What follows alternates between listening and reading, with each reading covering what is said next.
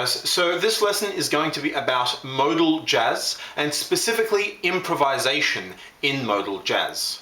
So modal jazz is characterized by very sparse chord changes where a single chord can last for a number of bars, there not being a strict chord progression, a strict written out chord progression, the use of pedal points and drones often, and the use of quartal chords. Now, modal jazz, as the name implies, is a genre of jazz that uses modality rather than tonality. Now, I explained the difference between these two things in detail in a separate video, so you can go check that out if you want. But essentially, tonal music uses functional harmony and modal music does not. So very quickly, tonal harmony allocates every chord a function and places each chord in a hierarchy with the tonic at the very top. So that every single chord is either the tonic and so feels like a resolution, or is part of a progression moving towards the tonic, that is either a predominant or a dominant function. So in a sense, the tonic acts like the center of gravity towards which all the other chords gravitate. For example, the chord G7 gravitates towards and feels like it wants to resolve to a C major 7. Now again, I go over this in detail in my other video, but essentially it's because every dominant chord contains a tritone interval between the 3rd and the 7th, and this is called a diatonic tritone, because it's the only tritone found in a diatonic scale. So for example, with the G7, the tritone interval is between B and F. And this diatonic tritone, which gives the dominant its characteristic sound, feels like it wants to resolve to the tonic. But in modal jazz, on the other hand, all chords are equal. There is still a tonal center, so there is still a root note, but there is no functional harmony, so chords do not feel like they need to move towards the tonic. They don't feel like they need to resolve anywhere. They're just standalone entities which kind of float there in and of themselves. So as I mentioned before, in modal jazz, there are no strict chord progressions. Chords are often quartal, and chord changes are relatively rare and sparse. So your chord progression is a little bit boring, or you could say that it has a slow harmonic rhythm.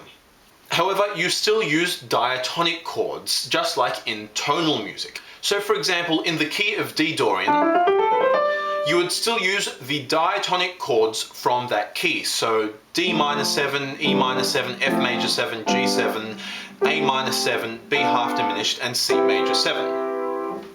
And so in this case, because D Dorian is just a mode of the C major scale, all the chords found in D Dorian are actually also found in the key of C major. Now, the idea behind modal jazz is to give the soloist greater freedom and greater choice when improvising. Tonal harmony restricts the soloist because each chord has a strict function and is inevitably leading to the tonic. And when you're thinking in terms of chords with chord progressions moving towards the tonic, then your improvisation is limited or restricted in certain ways. Incidentally, this is called thinking vertically because you're thinking in terms of chords, which are built vertically in sheet music. Now, if we take the classic 2-5-1 chord progression in the key of C in this case, then we find we have a predominant functioning chord going to a dominant functioning chord, and then down resolving to a tonic functioning chord. Now again, I have a separate video where I go into that in a little bit more detail, so you can check that out if you like. So with this tonal 2-5-1 chord progression, the soloist is generally forced to target guide tones, avoid notes, start a phrase of your improvisation at the start of the chord progression, build up tension as the chords build up tension, that is from the 2 to the 5, which sort of follows the harmony and the tension of the chords. Then resolve the tension of your solo when the chords resolve to the tonic chord, and end your little improvisational phrase on the 1 chord at the end of the chord progression. So in a sense, your solo is already written out for you. The soloist's goal is just to outline the chord changes. So in a sense, your improvisation is a harmonic slave to the chords. And so what you can do in your solo is really quite restricted and limited. So for example, you could play something like this.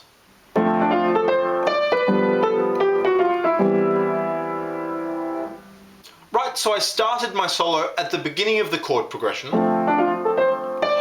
avoided the avoid notes, targeted the guide tones, build up a little bit of tension, and then resolve that tension on the one chord when the chords resolve as well, and then finished my phrase at the end of the chord progression on the one chord.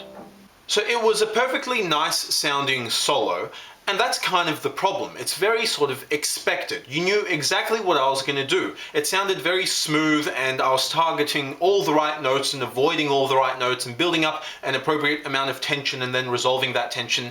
It was all sort of written out for me. It was all preconceived almost.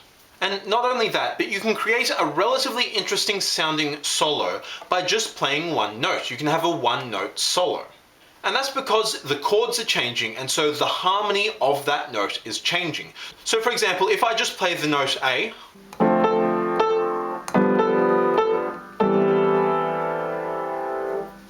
right, I was just playing the note A, and because the chords are changing, it was the 5th of the D minor 7, the 9th of the G7, and then the 13th of the C major 7. And so the harmony was changing, and that single note solo actually didn't sound that terrible.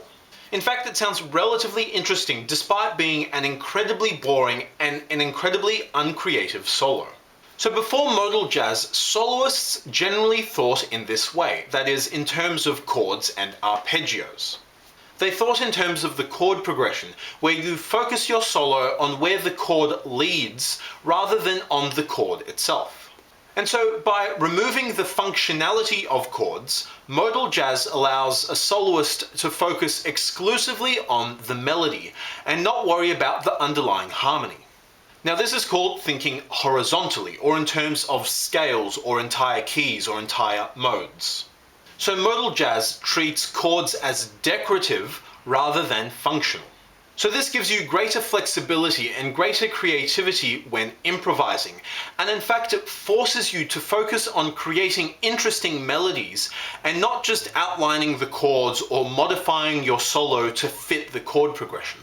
Now this can be quite challenging at first because you can't rely on the chord progression to make your solo sound interesting. So no more one note solos. That would be incredibly boring because you're essentially playing one chord for a long period of time in your left hand and one note in your solo.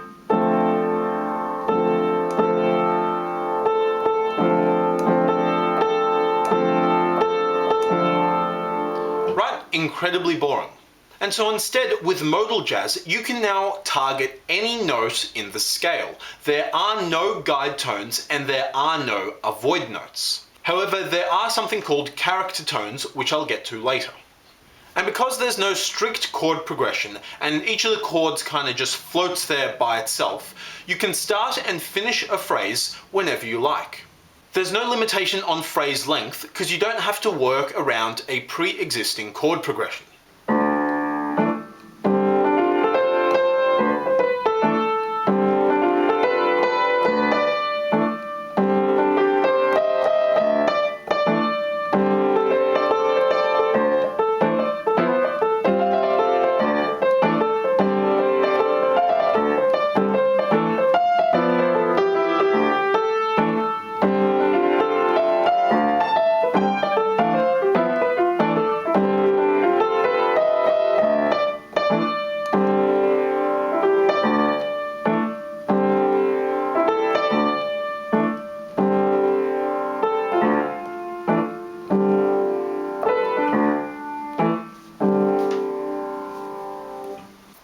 Or something like that. So as you can see, the chord progression doesn't really go anywhere. It kind of just sits there and then floats back and forth, doing its own thing.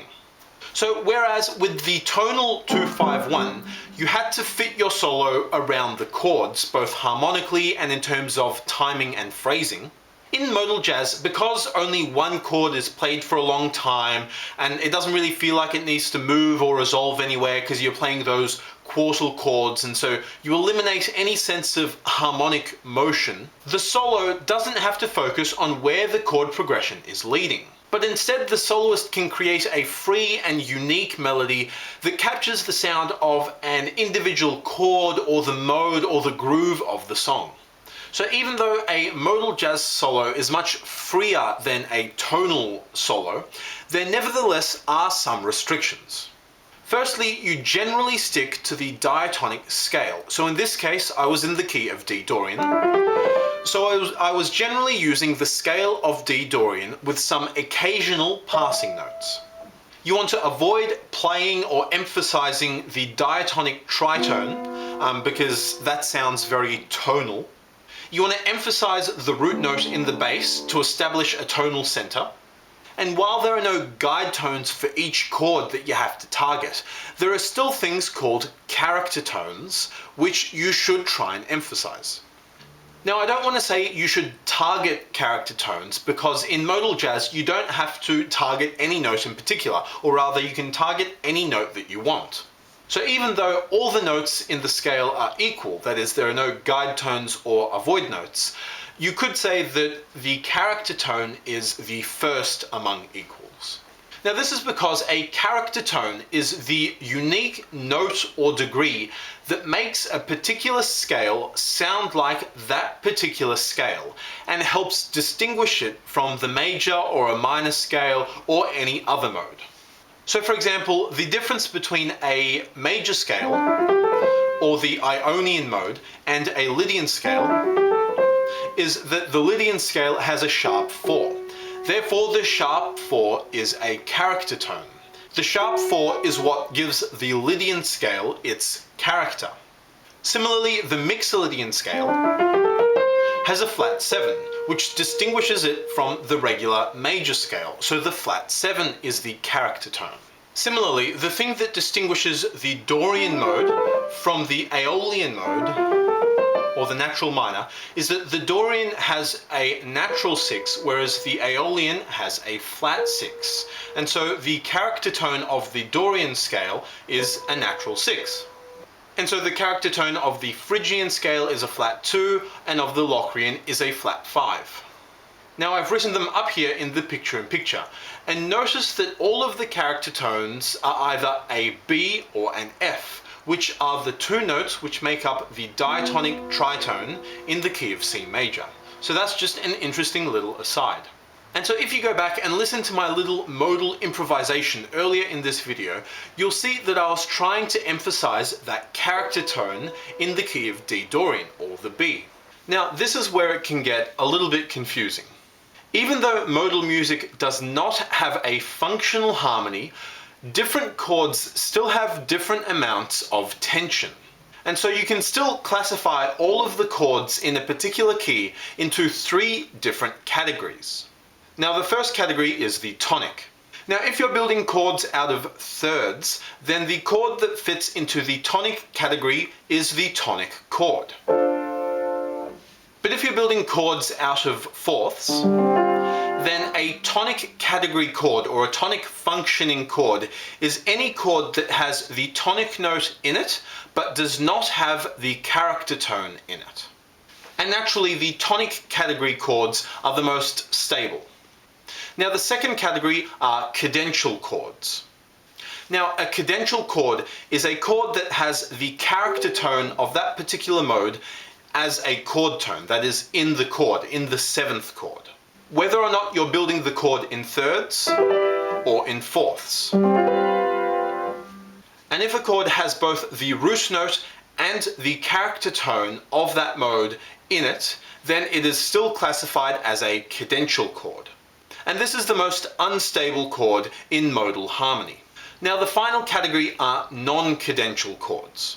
Now again, if you're building chords up in thirds, then a non-cadential chord is any chord that is not the tonic chord and does not have the character tone of that mode in it. And if you're building chords up in fourths, then a non-cadential chord is just any chord which does not have the character tone or the root note in it. So for example, in the key of D Dorian, the root note is D and the character tone is B. Now the chord F major 7 does not have the root note or the character tone in it, therefore it is non-cadential.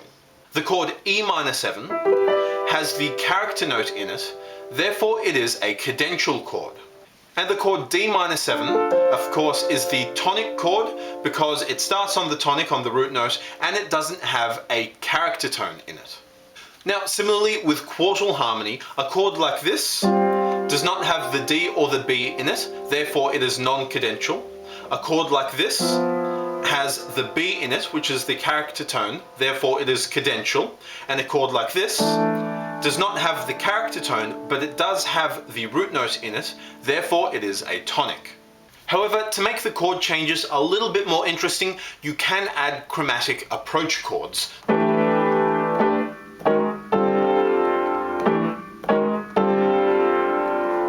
Now, the interesting thing to notice here is that the tonic chord in the Locrian mode, for example in B Locrian, is B half diminished.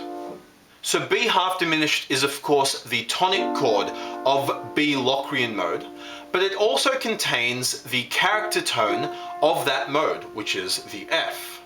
So you find yourself in a bit of a paradox where you have an unstable tonic chord that wants to resolve to itself.